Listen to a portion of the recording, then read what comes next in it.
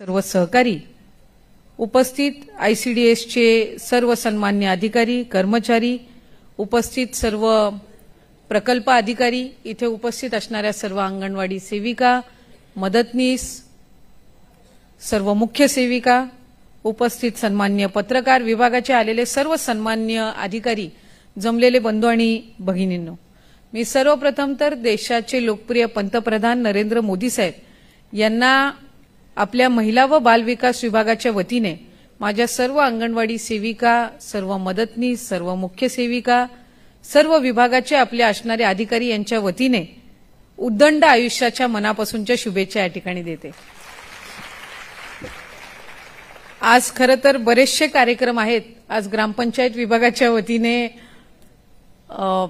समृद्ध ग्रामपंचायत योजना असेल, अभियान असेल, त्याचबरोबर आरोग्य विभागाचं अभियान ज्याचा उल्लेख या ठिकाणी आयुक्त महोदयांनी केला, आणि दरवर्षीप्रमाणे आपला आयोजित होत असणारा पोषण माह 12 सप्टेंबर ते 17 सप्टेंबर या कालावधीमध्ये या आपल्या पोषण माहाची सुरुवात होते आणि मग पुढचा एक महिना हा आपापल्या अंगणवाड्यांमध्ये, आपापल्या अंगणवाडी केंद्रांमध्ये प्रकल्पाच्या सर्व अधिकारी असतील, आपल्या सर्व तिथल्या असणाऱ्या मुख्य सेविका असतील, सगळ्या आपल्या सीडीपीओ असतील, अंगणवाडी सेविका असतील, मदतनीस असतील, आपापल्या पद्धतीने या पोषण माहाचे वेगवेगळे उपक्रम राबवत असतात, ज्याचा उल्लेख मगाशी आयुक्त महोदयांनी या ठिकाणी केला की आम्हाला सगळ्यांनाच, सगळ्या आमच्या अंगणवाडी सेविका, मुख्य सेविका, मदतनीस, आपल्या सगळे जे तिकडचे असणारे डीपीओज आहेत, सगळ्यांचे आम्हाला मनापासून खरं तर आभार मानायचे आहेत आणि आम्हाला सगळ्यांचाच अभिमान आहे की तुमच्या सगळ्यांच्या मेहनतीतून महाराष्ट्र हा या पोषण अभियानामध्ये नेहमीच पहिल्या 3 क्रमांकांमध्ये राहिलेला आहे। गेल्या वर्षी तर आपण प्रथम क्रमांक 2024 मध्ये पटकावला आणि मी ज्या वेळेला केंद्रस्तरीय आमच्या ज्या वेळेला बैठका होतात आणि आपल्या ज्या केंद्रीय मंत्री आहेत आदरणीय अन्नपूर्णा देवी यांच्या अध्यक्षतेखाली ज्या वेळेला बैठक होतात, माझ्या इतर राज्यातल्या ज्या काही महिला बालविकासच्या मंत्री असतात तेही त्या निमित्ताने तिथे असतात आणि ते आम्हाला नेहमी म्हणतात की अभी 8 साल हो गए, आप पहले टॉप 3 में ही रहते हो, तो कभी हमारे भी राज्य को आप मौका दे दो। तर आम्ही त्यांना म्हणतो की आमच्या अंगणवाडी सेविका, मदतनीस इतकी उत्कृष्ट अशी मेहनत करतात की आम्हाला असं वाटतच नाही की ती संधी ही दुसऱ्या कुठल्या राज्याला आम्ही द्यावी। याचं कारण असं की जर चांगलं काम आपण करत असू, आपलं जर भवितव्य आपण उत्कृष्ट आणि सुदृढरित्या घडवत असू, तर मला वाटते त्याच्यामध्ये महाराष्ट्र राज्याचा हा प्रथम क्रमांक येणं हे आपल्या सर्वांसाठी सुद्धा, आपल्या पुढच्या पिढीसाठी सुद्धा या ठिकाणी गरजेचं आहे आणि ते काम माझ्या अंगणवाडी सेविका, मदतनीस यांच्या माध्यमातून होत असतं। आपण ज्या वेळेला म्हणतो की महिला व बाल विकास विभाग 100 दिवसाच्या कामकाजामध्ये पहिल्या नंबरवर आला किंवा महिला व बाल विकास महाराष्ट्र राज्य हे पोषण माहामध्ये पहिलं आलं, त्यावेळेला प्रतिनिधी म्हणून आम्ही सगळेजण तिथं असतो, पण खऱ्या अर्थानं त्याच्या मागची मेहनत ही तुम्हा सगळ्या जणींची त्या ठिकाणी असते। तुम्ही सगळ्या जणी मेहनत घेता आणि म्हणून आपल्याला ते पारितोषिक मिळत असतं। आधीच्या कालावधीमध्ये आपल्याला सगळं रजिस्ट्रेशन किंवा रजिस्टरवर सगळ्या नोंदी ठेवायला लागायच्या। आता पोषण ट्रॅकर आहेत, वेगवेगळे ऍडव्हान्स पद्धतीनं ऍप्स त्या ठिकाणी आपल्या इथूनही तयार झालेले आहेत आणि विशेष म्हणजे पोषण ट्रॅकरवर चांगल्या पद्धतीनं माझ्या अंगणवाडी सेविका असतील, मदतनीस असतील, या सर्व माहिती त्याच्यावर अपलोड करतात आणि नुसतं काम करून नाही तर ज्या वेळेला ती माहिती तिथपर्यंत पोहोचते त्याच वेळेला आपल्या सगळ्यांच्या कामाचीही तिथे नोंद होत असते। त्यामुळे त्या पोषण ट्रॅकरमध्ये असेल, मधल्या कालावधीमध्ये आणखीन चांगल्या पद्धतीनं आपण प्रशिक्षण शिबिर सुद्धा अंगणवाडी सेविका आणि मदतनीस यांचं आयोजित केलं। आधी तर आपल्याला फक्त पोषणाची काळजी घ्यायची होती, म्हणजे 0 ते 6 वयोगटापर्यंत जी बालकं आहेत किंवा ज्या गरोदर आणि स्तनदा माता आहेत यांची आपल्याला काळजी घ्यायची होती। आता यंदाच्या वर्षीपासून जे आपलं नवीन देशाचं शिक्षण धोरण आलंय, एज्युकेशन पॉलिसी आली आहे, त्याच्यामध्ये पोषण भी पढाई भी ह्या दोन्ही गोष्टी असल्यामुळे आता अंगणवाडी सेविका आणि मदतनीस यांच्यावर असणारी जबाबदारी ही अधिकरित्या त्या ठिकाणी वाढलेली आहे। आता आपल्याला महिला व बालविकास विभाग आणि शिक्षण विभागाला आम्हाला थोडा समन्वय साधून तुम्हाला अधिक चांगल्या पद्धतीनं ट्रेनिंग, म्हणजे आपल्याला पढाईची पण, म्हणजे अगदी जसं बालवाडीमध्ये किंवा आपल्या किंडर गार्डन किंवा प्ले ग्रुपमध्ये जाणारा जसा बालक असतो त्याला ज्या पद्धतीनं आपल्याला तयार करावं लागत असतं पुढच्या शिक्षणासाठी, तशा पद्धतीनं आता अंगणवाडी सेविका आणि मदतनीस यांच्याकडून सुद्धा अपेक्षा ह्या ठिकाणी वाढलेल्या आहेत. बऱ्याचशा इथल्या जणी अर्बनमधून पण आल्या असतील, काही सेमी अर्बनमधून असतील, काही ग्रामीणमधून आल्या असतील, ज्याचा उल्लेख मगाशी आयुक्तांनी केला की आपण आतापर्यंत म्हणायचो अरे कुपोषण मुक्त व्हायचंय. एका बाजूला आपल्याला कुपोषण मुक्त महाराष्ट्र करायचंच आहे आणि त्याची टक्केवारी जर आपण बघितली तर आता साधारणपणे 1.5% खाली आलेली आहे आणि ही सगळी मेहनत ही तुम्हा सगळ्यांची आहे की आज 1.5% खाली कुपोषणाचं प्रमाण हे आलेलं आहे. एका बाजूला कुपोषणचं प्रमाण कमी होतंय, पण त्याचबरोबर माझ्या शहरी भागामध्ये आणि सेमी अर्बन मधल्या ज्या अंगणवाडी सेविका असतील यांच्या लक्षात येत असेल की ओबेसिटी म्हणजे लठ्ठपणा ह्याचं प्रमाण हे शहरामध्ये आणि आपल्या सेमी अर्बन एरियामध्ये जास्ती आहे. कदाचित ग्रामीण भागामध्ये तितकं नाही, कारण मुलं आज पण तिथं मैदानी खेळामध्ये एखादं लहान मूल जरी असेल 2 वर्षाचं, 1-1.5 वर्षाचं झालं की ते बाहेर आपलं खेळायला गावामध्ये हिंडत असतं, खेळत असतं, बागडत असतं. शहरामध्ये ज्या सोसायटीजमध्ये वगैरे राहतात किंवा अतिशय कंजेस्टेड ज्या वस्तीमध्ये राहतात ते तर बहुतांशी वेळेला त्यांचा खेळाशी फार काही संबंध येत नाही. आणि मगाशी खरं तर कृष्णाई म्हटली तिला पिझ्झा किंवा बर्गर पाहिजे, तिचं तर फिटनेस बघून मला वाटलं नाही ती पिझ्झा किंवा बर्गर मागेल. पण आपल्याला सगळ्या जणींना ही दक्षता घ्यायची आहे की जी नवी पिढी आहे, जी आता ही लहानगी मुलं आहेत, ही खरं तर जे जंक फूड आहे ह्याच्यापासून ते किती लांब राहतील हा प्रयत्न आम्ही सगळ्यांनी करणं गरजेचं आहे.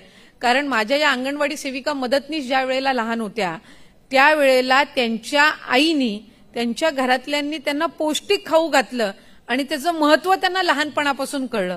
आज तुमच्याही बालकांना त्याचं महत्व हे तुम्ही पटवून देत असता, कारण जी अंगणवाडी सेविका पोषणच्या संदर्भामध्ये मार्गदर्शन करते तिच्या घरातच जर तिचं मूल बर्गर आणि पिझ्झा खायला लागलं तर मग आपण काही इतरांना सांगू शकणार नाही. पण अशा वेळेला आपल्यावर असणारी जबाबदारी सुद्धा आहे आणि आपल्या कामाची व्याप्ती पण वाढते. आज मुख्यमंत्री माझी लाडकी बहीण ही योजना सगळे म्हणतात 2 कोटी, 2.25 कोटी, 2.5 कोटी महिलांपर्यंत हा लाभ पोहोचतो. आम्ही तर अभिमानाने सांगतो की विभाग आम्ही 2.5 कोटी महिलांपर्यंत पोहोचू शकलो कारण माझ्या अंगणवाडी सेविका आणि मदतनीस घरटी फिरले आणि त्यांनी रजिस्ट्रेशन त्या निमित्ताने करून घेतलं. कुठलीही गरजू महिला ही लाभापासून वंचित राहू नये या दृष्टिकोनातून तिने काम केलं. कोविडच्या कालावधीमध्ये तर आशा सेविका, आरोग्य सेविका, डॉक्टरांच्या सोबत मिळून अंगणवाडी सेविकेनी तर घरटी जाऊन तापाची सुद्धा तपासणी केलेली आहे. म्हणजे एखाद्याचे सिम्पटम्स जे खरं तर डॉक्टर किंवा एखादी नर्स नोंद करून घेत असते ते सुद्धा माझ्या अंगणवाडी सेविका आणि मदतनीस यांनी केलेलं आहे. त्याच्यामुळे बऱ्याचशा वेळेला ज्या वेळेला आमच्यासमोर आव्हानं येतात त्यावेळेला तुम्ही सर्व भगिनी हे आमच्या बाजूनी त्या ठिकाणी उभं राहता आणि आम्हाला पाठबळ देता. कुठलाही विभाग हा सक्षम त्याच वेळेला बनतो ज्या वेळेला त्यांची यंत्रणा सक्षम असते. आज महिला व बालविकास जे काम करत आहे हे तुम्हा सगळ्या जणींमुळे आहे, कारण यंत्रणा ही तितक्या पद्धतीनं सक्षमपणे तुम्ही खालच्या पातळीवर राबवता आणि तुम्ही तुमची अंगणवाडी ही अधिकाधिक त्या ठिकाणी चांगली कशी होईल यासाठी त्या निमित्ताने काम करत असता. यंदाच्या वर्षी आपल्याला पोषण भी पढाई भी, त्याच्यानंतर मग पुरुषांचा सहभाग वाढवणं हे नक्कीच त्याच्यामध्ये गरजेचं आहे. खासकर आपल्या ग्रामीण भागामध्ये बऱ्याचशा वेळेला असं वाटत असेल की आता एखादी महिला प्रेग्नेंट झाली की सगळी जबाबदारी बिचारी त्या महिलेची असते आणि मग पतीच्या नेमक्या पुरुषाच्या नेमक्या जबाबदाऱ्या काय हेही आपल्याला कधी ना कधीतरी त्यांना पटवून देणं हे निश्चितपणाने त्या ठिकाणी गरजेचं राहतं. मी शहरी भागाचा उल्लेख का नाही केला, कारण शहरी भागामध्ये पण बऱ्याचशा वेळेला आई वडील दोन्ही काम करत असतात. अशा वेळेला त्यांना कुठे ना कुठेतरी दोघांनाही जबाबदाऱ्या वाटून घेण्याची सवय झालेली असते. पण वडिलांचा एखाद्या बाळाच्या संगोपनामध्ये हा अतिशय मोठा सहभाग असतो. त्याच्यामुळे त्याची जनजागृती सुद्धा आपल्याला करणं हे त्यानिमित्ताने गरजेचं आहे. त्याचबरोबर वोकल फॉर लोकल, एकत्रित कृती, डिजिटलायझेशन ह्या सगळ्या ज्या आपल्याला बाबी दिलेल्या आहेत याच्यामध्ये आपल्याला अधिकाधिक चांगल्या पद्धतीनं त्या ठिकाणी काम करायचं आहे. आणि त्याचबरोबर ते काम करत असताना तुमच्या स्वतःच्या आरोग्याकडे सुद्धा तुम्ही तितकीच त्या ठिकाणी लक्ष द्यायचं आणि काळजी घ्यायची आहे. नाहीतर एखादी माझी 35-40 किलोची अंगणवाडी सेविका किंवा मदतनीस तिथं जायची दारावर आणि म्हणायची बाळाला सुपोषित कर, तर ती पहिला आई म्हणेल की तूच इतकी कडकी आणि माझ्या बाळाला सुपोषित कर असं सांगते. पण असं होता कामा नये.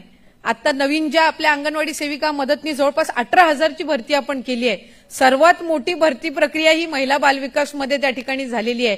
म्हणजे अधिकाधिक महिलांना एका बाजूला रोजगाराची संधी मिळते, पण त्याचबरोबर सुपोषित भारत, सुपोषित महाराष्ट्र घडवण्याची संधी सुद्धा माझ्या माता भगिनींना मिळते. याचा एक विशेष अभिमान हा मला निश्चितपणाने त्या ठिकाणी आहे. डॉक्टर आनंदीबाई जोशी या नावाने आपण आरोग्य तपासणी शिबिर आपल्या अंगणवाडी सेविका आणि मदतनीस यांचं आयोजित करत असतो. यंदाच्या वर्षीचं सुद्धा आयोजित करत असताना या माझ्या अंगणवाडी सेविका आणि मदतनीस यांच्या सहित त्यांचं जे मूळ कुटुंब आहे यांचं सुद्धा आपल्याला मोफत आरोग्य तपासणी ही त्यानिमित्ताने करायची आहे. कारण जी माझ्या अंगणवाडी सेविका आणि मदतनीस ही इतरांच्या कुटुंबाची काळजी घेते, तिच्या कुटुंबाची काळजी घेणं ही जबाबदारी ही विभाग म्हणून आपली सुद्धा ही त्यानिमित्ताने नक्कीच आहे. आपण वेगवेगळ्या माध्यमातून वेगवेगळ्या जे काही उपक्रम दिले जातात त्याच्यामध्ये तुम्ही सगळ्याच जणी काम करत असता. लाडकी बहीण योजनेमध्ये सुद्धा आदरणीय मुख्यमंत्री देवेंद्र फडणवीस साहेब, उपमुख्यमंत्री एकनाथजी शिंदे साहेब आणि उपमुख्यमंत्री अजितदादा यांच्या मार्गदर्शनाखाली खूप चांगलं आपण काम केलं. त्याच्यानंतर ग्राउंड लेवलचे सर्व्हे सुद्धा पुन्हा एकदा तुम्हाला सगळ्या जणींना करावे लागले. त्याच्यामध्ये सुद्धा अनेक आव्हानांना तुम्ही सामोरं गेला. जी नोंदणी आपण करतो ती परत जाऊन व्हेरीफाय करणं आणि त्यांच्या प्रश्नांची उत्तरं देणं ही काही साधी सोपी गोष्ट नव्हती. आणि ही जाणीव ही आम्हाला निश्चितपणाने आहे. कारण समोरच्या तुम्हाला विचारणार की तुम्ही रजिस्ट्रेशन करून घेतलेलं होतं आणि आता आम्हाला परत प्रश्न का विचारताय. पण तेही काम माझ्या अंगणवाडी सेविका आणि मदतनीस यांनी अतिशय कमी कालावधीमध्ये उत्कृष्टरित्या केलं. त्याचबरोबर यंदाच्या वर्षीपासून जी मातृवंदना योजना आपल्यात आलेली आहे, खरं तर 6-8 महिने ती प्रक्रिया चालू होती, पण एप्रिल महिन्यामध्ये ती योजना आपल्याकडे आली आणि आम्ही काही दिवसांपूर्वी सन्मान्य मुख्यमंत्री महोदयांसमोर सुद्धा हे सादरीकरण केलं. सचिव महोदय सुद्धा त्यानिमित्ताने होते, मी स्वतःही त्या बैठकीला होते, आयुक्तही होते. आम्ही उल्लेख केला की 1 महिन्याच्या कालावधीमध्ये ते रजिस्ट्रेशन कंप्लीट करणं हे किती आव्हानात्मक होतं हे आम्ही सगळेच जण समजू शकतो. एका बाजूला लाडकी बहीण योजना, दुसऱ्या बाजूला मातृवंदनेचं रजिस्ट्रेशन, क्रॉस व्हेरिफिकेशन, ह्या सगळ्या गोष्टी या इतक्या मर्यादित कालावधीमध्ये आमच्या यंत्रणेनी म्हणजे तुम्ही सगळ्या जणींनी पूर्ण केल्या याचा उल्लेख आवर्जून आम्ही राज्याचे मुख्यमंत्री महोदय यांच्यासमोरही केला. आणि खऱ्या अर्थानं मातृवंदना योजना आज जवळपास 61,000 लाभार्थ्यांना आपण त्याचा लाभ देतोय. म्हणजे 61,000 आशीर्वाद हे माझ्या अंगणवाडी सेविका आणि मदतनीस यांना आजच्या दिनानिमित्त निश्चितपणाने मिळणार आहेत. पुढच्या कालावधीमध्ये अशाच पद्धतीनं काम हे आपल्या सगळ्यांनाच करायचंय. आणि यंदाच्या वर्षी सुद्धा जसं 2024 मध्ये प्रथम क्रमांक हे आपल्या विभागाला पोषण माहमध्ये मिळाला होता, यंदाच्या वर्षी सुद्धा माझी खात्री आहे की अतिशय उत्कृष्टरित्या आपण सगळ्याजणी काम कराल. गेल्या वर्षी आम्ही गडचिरोलीपासून सुरुवात केली होती, यावर्षी आपला राज्यस्तरीय कार्यक्रम आपण इथून सुरुवात करत आहोत. आणि हा जरी आज इथून सुरुवात झालेली असेल तरी पुढच्या या महिन्याभराच्या कालावधीमध्ये अधिकाधिक आपल्याला जे काही नियम निकष दिलेले आहेत त्याच्यामध्ये लक्ष केंद्रित करून आपल्याला काम करायचंय. आणि आपला हा प्रथम क्रमांक आपल्याला सगळ्यांना मिळवून त्या ठिकाणी टिकवायचा आहे. आणि सरकारच्या माध्यमातून ज्या ज्या काही योजना या आपल्या सर्वांप्रती आपल्या सर्व लाभार्थ्यांसाठी आणलेल्या आहेत त्याही आपल्या सगळ्यांच्या माध्यमातून आपल्याला पुढच्या कालावधीमध्ये पोहोचवायच्या आहेत. मी पुन्हा एकदा आपल्या सगळ्याच जणींचे मनापासूनचे आभार मानते. येणाऱ्या नवरात्री उत्सवाच्या सुद्धा आपल्याला आजच मनापासूनच्या शुभेच्छा या निमित्ताने देते. तुम्हाला सगळ्यांना निरोगी आणि त्याचबरोबर उज्ज्वल भवितव्य लाभो अशीच मी दुर्गा मातेचरणी प्रार्थना करते आणि थांबते. धन्यवाद. जय हिंद, जय महाराष्ट्र.